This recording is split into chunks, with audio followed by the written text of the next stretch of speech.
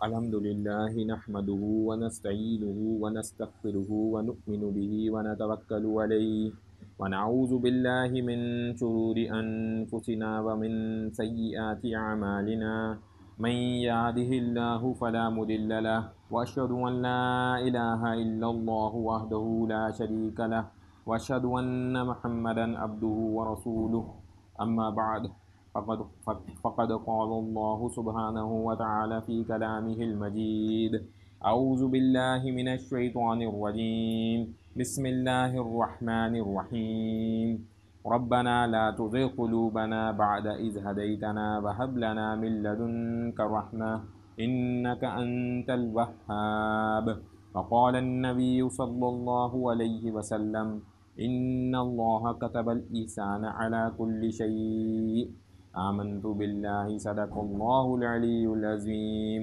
وصدق رسولہ النبی الکریم۔ لگن کے ساتھ کام کرنا، یہ دین سے انشاءاللہ بتائیں گے کہ اللہ تعالیٰ نے پسند کیا کہ کام کو لگن کے ساتھ، محنت کے ساتھ، بہترین طریقے کے ساتھ کیا جائے۔ تو سورہ ملک آیت نمبر 2، اس کا ترجمہ: جس نے موت اور زندگی کو پیدا کیا تاکہ تم لوگوں کو آزما کر دیکھے کہ تم میں سے کون بہتر عمل کرنے والا ہے، اور وہ زبردست اور بخشنے والا ہے۔ تو اس آیت میں اللہ تعالیٰ نے بتایا کہ اللہ تعالیٰ نے زندگی اور موت کو پیدا کیا۔ انسان زندہ ہوتا ہے پھر مرتا ہے، دوبارہ ایک بار زندہ کیا جائے گا۔ اور اس لیے کہ یہ دیکھیں کہ کون بہترین عمل کرتا ہے، یعنی یہ چیز ساتھ جوڑی، بیسٹ کام کون کرتا ہے، آپ سمجھ رہے ہیں؟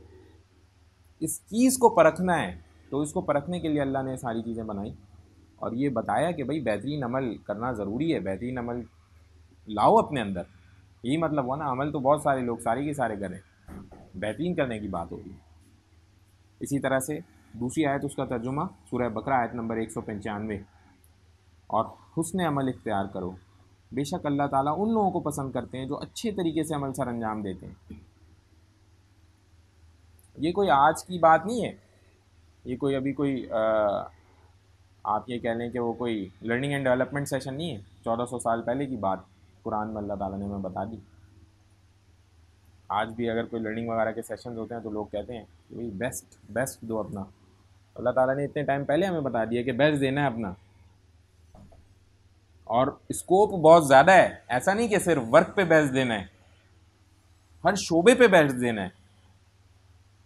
تو کیا کہا اس کے اندر، اس آیت میں، اس کا ترجمہ دوبارہ سنیں، اور حسن عمل اختیار کرو، یعنی بہترین طریقہ اختیار کرو، بیسٹ طریقہ اختیار کرو۔ بے شک اللہ تعالیٰ ان لوگوں کو پسند کرتے ہیں جو اچھے طریقے سے عمل سر انجام دیتے ہیں، ان کو پسند کیا جاتا ہے جو بہترین طریقے سے کام کرتے ہیں۔ اور حقیقت بھی ہے، دیکھیں نا، دنیا میں بھی ایسے ہی ہوتا ہے۔ آپ اگر ایک ٹیم لیڈر ہیں، ٹیم لیڈر اس ریسورس کو سب سے زیادہ پسند کرے گا جو بہترین کام کر رہا ہوتا ہے۔ کیا وجہ ہے بھائی؟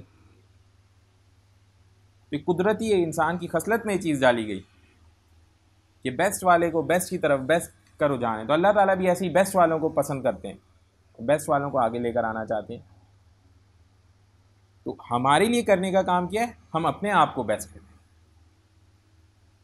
ہم اپنے آپ کو بہترین، اور کوئی اور وجہ نہیں ہے کہ فلانا ٹیم لیڈر کہتا ہے، فلانے والدین کہتے ہیں، نہیں، یہ ایک اللہ کا حکم ہے، یہ کام بہترین طریقے سے سر انجام دینا ہے۔ جس کام میں ہاتھ ڈالیں گے بہترین طریقے سے کریں گے، اس میں کوئی دوسری بات نہیں ہے۔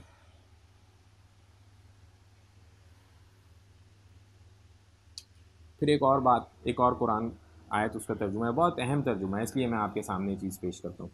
سورہ توبہ آیت نمبر 105، اور آپ صلی اللہ علیہ وسلم ان سے کہہ دیجئے کہ تم عمل کرو، اب اللہ اور اس کا رسول صلی اللہ علیہ وسلم اور اہل ایمان تمہارے عمل کو دیکھیں گے،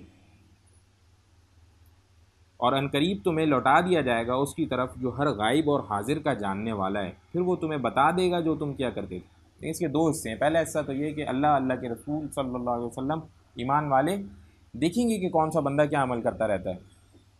ایک عام طور پہ کیفیت یہ ہے کہ ایک دوسرے پہ ایسے نظر رکھی جائے گی، لیکن جو اس کا دوسرا حصہ ہے وہ زیادہ اہمیت والا ہے، اور وہ کیا ہے کہ اللہ تعالیٰ فرماتے ہیں کہ جب تم لوٹائے جاؤ گے تو اللہ بتا دیں گے کہ تم کیا کرتے۔ تو اس کا مطلب کیا ہوا کہ اللہ تعالیٰ خود دیکھ رہے ہیں ایک ایک عمل کو، حاضر ہیں، یہ ہمارا عقیدہ بھی اللہ تعالیٰ جانتے ہیں ہم جو کرتے ہیں کچھ چھپا ہوا نہیں ہے. تو بات کر رہے ہیں ہم کہ جو کام کریں گے ہم بہترین طریقے سے کریں گے. تو ہم نے پہلی بات کی کہ اللہ کا حکم ہے جو کام زندگی موت پیدا کی گئی اس لیے کہ تم میں سے جو بہترین عمل کرے اس کو دیکھیں. دوسری بات کی اللہ تعالیٰ نے قرآن آیت اس کا ترجمہ بتا دیا کہ جو بھی کام کرو گے اس کو بہترین طریقے سے کرو گے. ایسے بہترین طریقے سے کام کرنے والوں سے اللہ تعالیٰ محبت کرتے ہیں. اور اب یہ بات بتا دی گئی کہ جو بھی عمل کرو گے اسے اللہ تعالیٰ دیکھ رہے ہیں. تو یعنی یہ احساس کہ میں جو بھی کام کر رہا ہوں مجھے اللہ تعالیٰ دیکھ رہے ہیں. ذرا ایک منٹ کی کیفیت سوچیں. ایک بندہ کام کر رہا ہے, اس کے ساتھ آگے اس کا ٹیم لیڈر کھڑا ہو جائے کہ کام میں کیفیت کیسی ہو جاتی؟ اچھا پڑھ رہا ہے, ٹیچر آگے سامنے کھڑے ہو جائیں, استاد آگے سامنے کھڑے ہو جائیں, پڑھنے کا مزاج ہی تبدیل ہو جاتا ہے. ہو جاتا ہے نہیں. تو اللہ تعالیٰ تمام عالموں کے رب خود کہہ رہے ہیں کہ میں موجود ہوں. تو یہ احساس اگر بیدار ہو جائے کہ رب العالمین موجود ہیں تو مجھے جو بھی کام کرنا ہے بہترین طریقے سے کرنا ہے. مجھے دیکھ رہے ہیں اسی لیے بھیجا ہے مجھے. تو دیکھیں آپ کا سارا سسٹم آٹو ہو جائے گا نا. یعنی تو بس یہ چیز ہم نے اپنے اندر ڈیولپ کرنی ہے انشاءاللہ. کچھ احادیث میں آپ سے پیش کروں گا انشاءاللہ. آپ کو اور پتہ چلے گا کہ دین اسلام کام کو بہترین طریقے سے سر انجام دینے کے اوپر کتنا زیادہ زور دیتا ہے. آج کے دور میں ہم دیکھیں تو مسئلہ کیا ہے؟ یہی مسئلہ ہے نا, ہم میں سے اکثر لوگ کام بہترین طریقے سے نہیں کرتے. خواہ ان کا اپنا دینی کام ہو یا دنیاوی کام ہو, یہ ایک غلط عادت ہمارے یہاں آ گئی. دین میں بھی غفلت کے ساتھ کام کیا جاتا ہے, جلدی جلدی والا کام کیا جاتا ہے. اور اگر دنیا میں آ جائیں تو بہت سارے لوگ بہانے ڈھونڈ لیتے ہیں. گھروں میں آ جائیں تو بہت سارے لوگ بہانے ڈھونڈ لیتے ہیں. میاں بیوی کے رشتوں میں آ جائیں تو بہت سارے لوگ بہانے ڈھونڈ لیتے ہیں کہ بھئی فلانا نہیں کرتی تو میں کیوں کروں, بھائی نہیں کرتا تو میں کیوں کروں. کہ اپنی مطلب یہ احکام اپنے بنائے ہوئے لاز آ گئے, اللہ تعالیٰ کا حکم ہم سے چھوٹا گیا ان ساری باتوں کے چکر میں. تو صحیح بخاری صحیح مسلم کی حدیث حضرت شداد بن اوس رضی اللہ عنہ سے روایت ہے کہ نبی کریم صلی اللہ علیہ وسلم کی دو باتیں مجھے یاد ہیں. آپ صلی اللہ علیہ وسلم نے فرمایا اللہ تعالیٰ نے ہر کام کو احسن طریقے سے سر انجام دینا لازم قرار دیا ہے. یہ صحیح حدیث ہے صحیح مسلم کی, لازم قرار دیا ہے. اور کہاں تک لازم قرار دیا یہ ذرا دیکھیں. لہٰذا جب تمہارا ارادہ قتل کا ہو تو اچھی طرح سے قتل کرو, اور اگر جانور ذبح کرنے کا ارادہ ہے تو احسن طریقے سے ذبح کرو. اور تم میں سے ہر شخص کو چاہیے کہ اپنی چھری خوب تیز کر لے اور ذبح ہونے والے جانور کو راحت فراہم کرے. یعنی کسی کو قتل کر رہے ہو, یعنی گویا آپ ایک کافر, یہ تو جہاد میں قتل کی بات ہو رہی ہے نا, تو وہ بھی اچھے طریقے سے کرو کہ اس کو تکلیف نہ ہو, کہ اس کے ساتھ ظلم و زیادتی والا معاملہ نہ ہو. یہ مسلمانوں میں یہ نہیں ہے کہ اس کو خدا نخواستہ تکلیف پہنچائی جا رہی ہے. جس کو کرنا ہے قتل کیا جائے گا بس, وہ بھی اچھے طریقے سے. ایک بار صحیح چھری ہے تو تیز ہے, تلوار ہے تو تیز ہے. یہ نہیں کہ اس کو تکلیف دے کر چھوڑ دیا, ایسے کام اچھے سے نہیں کیا اپنا. ایک جانور جو ذبح کر رہے ہیں اس کے لیے حکم ہے چھری خوب اچھی سی تیز کرو. اور حدیث میں واضح طور پہ کہ کام جو کر رہے ہو اس کے لیے اپنے اوپر لازم کر لو کہ احسن طریقے سے کرو. اس کے لیے کیا کرنا پڑتا ہے؟ ایکسٹرا ایفرٹ کرنی پڑتی ہے, تھوڑی اپنے آپ کو ایکٹیو رکھنا پڑتا ہے, سوچنا پڑتا ہے میں جو کام کر رہا ہوں بہترین طریقے سے کروں گا. اس کا یہ مطلب نہیں تھا کہ صرف بس قتل کرنا ہے تو وہی اچھا ہوگا, یا ذبح کرنا ہے تو وہی اچھا ہوگا. ہم جو بھی کام کریں گے وہ اچھا ہوگا. اور یقین مانے اس کی ہرگز یہ نیت نہیں ہے کہ چونکہ میرے باس نے کہا, یہ میرے ٹیم لیڈر نے کہا, یہ میرے والد صاحب نے کہا, میری والدہ نے کہا, میرے استاد نے کہا, اللہ کا حکم ہے کہ میں نے کام کرنا ہے بہترین طریقے سے, بس کوئی اور بات میں کروں گا تو بہترین کروں گا, ورنہ یہ میں کروں گا ہی نہیں. بس یہ دو ہے, اس میں کوئی میانہ روی والا چکر نہیں ہے. ایک اور موقع پہ حدیث رسول اللہ صلی اللہ علیہ وسلم ارشاد فرماتے ہیں, لوگوں نے سنا ان کو, تم میں سے ہر فرد ایک طرح کا حاکم ہے, ہر انسان اپنے گھر کا حاکم ہے اور اس سے اس کے بارے میں سوال ہوگا. عورت اپنے شوہر کے گھر کی حاکم ہے اور اس سے اس کے بارے میں سوال ہوگا. خادم اپنے آقا کے مال کا حاکم ہے اور اس سے اس کے بارے میں سوال ہوگا۔ اب ادھر آ کر کے نا یہ بتانے کا مقصد صرف اتنا تھا کہ ہم سب لوگ یہ جان لیں کہ ہمارا ڈومین صرف ہماری حد تک محدود نہیں رہ گیا ہے،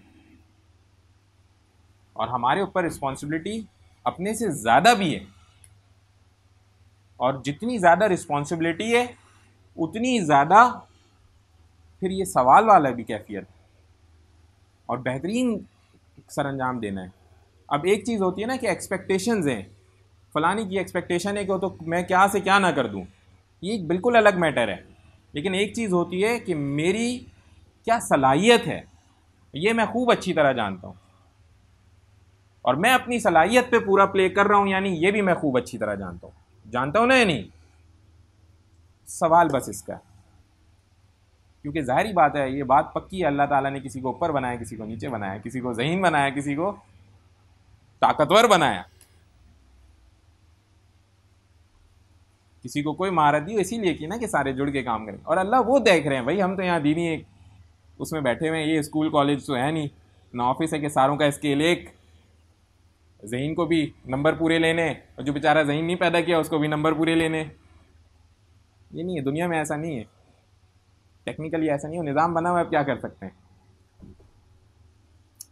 تو چنانچہ ایک اور حدیث، اب یہ دیکھیں ایک لمبی حدیث ہے، اس کا چھوٹا سا حصہ آپ لوگوں کے سامنے پیش کر رہا ہوں۔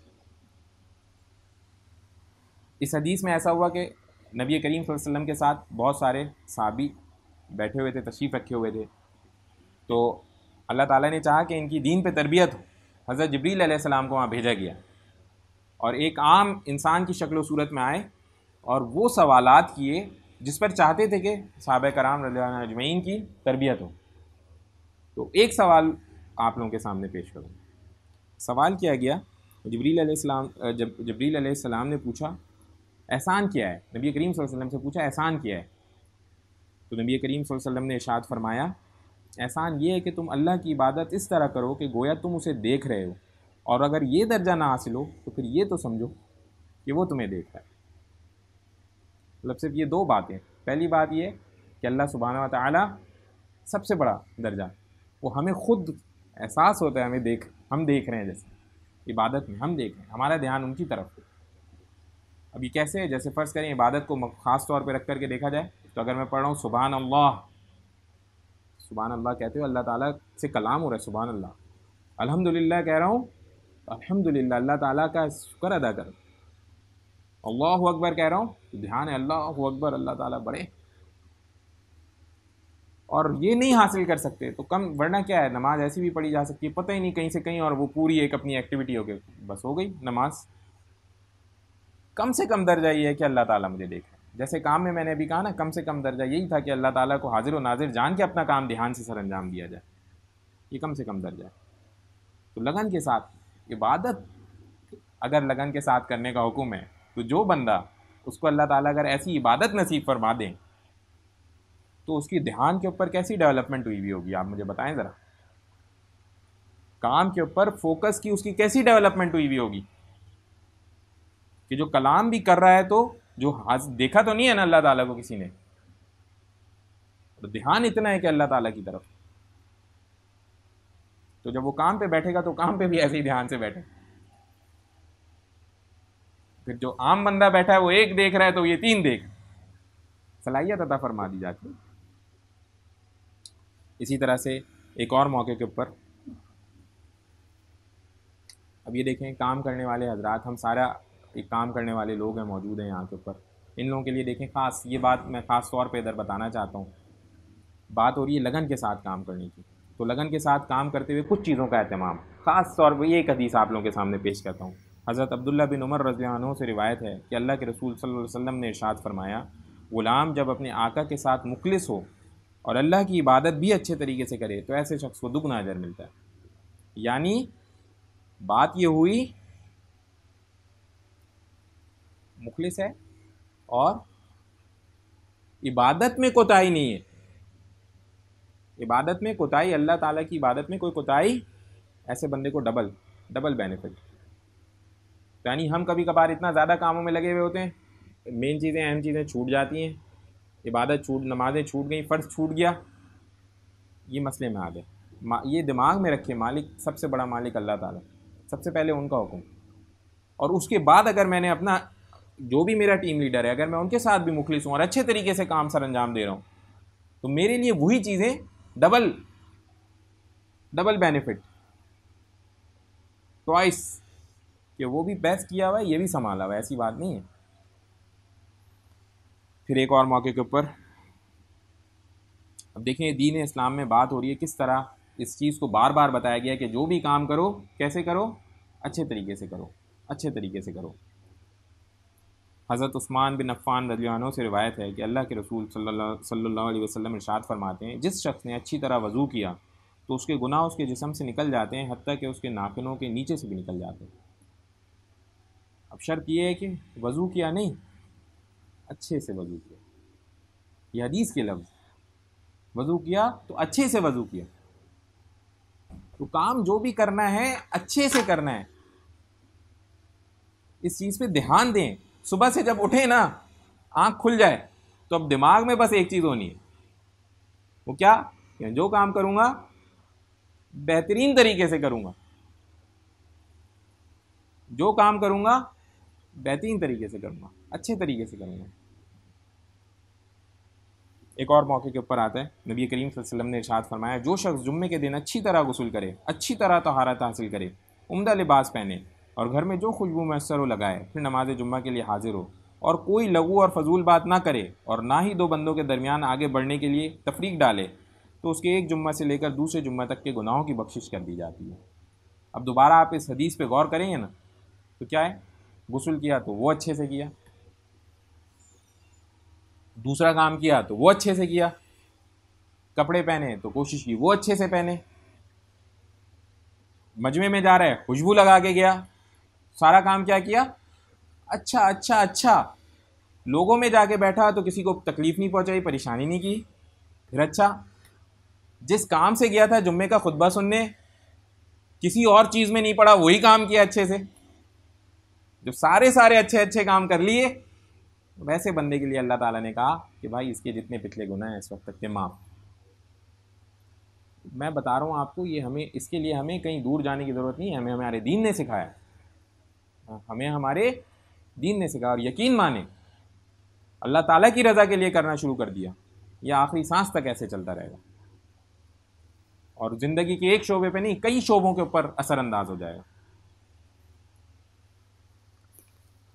انشاءاللہ ایک حدیث اور آپ کے سامنے، یہ ایک ایسی حدیث آپ کے سامنے بیان کر رہا ہوں، روایات میں آتا ہے، عموماً ان کتب سے نہیں ہم بیان کر رہے ہوتے لیکن بہت اہم ہے اور سمجھنے کے لیے بہت ضروری ہے، اس لیے آپ کے سامنے پیش کریں.